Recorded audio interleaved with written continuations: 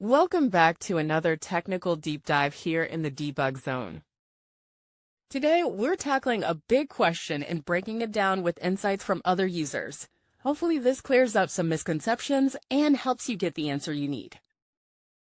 So buckle up, stay a little curious, and let's jump right in.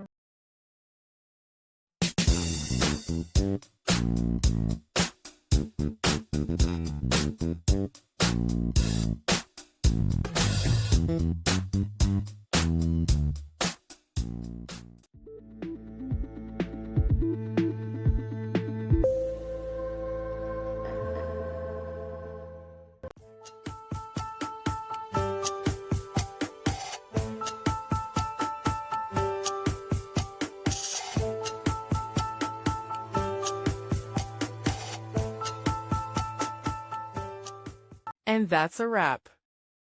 I hope you found the answer you were looking for. If you did, take a second to hit that subscribe button. It really helps out. And let me know in the comments which solution worked best for you. See you next time in the debug zone.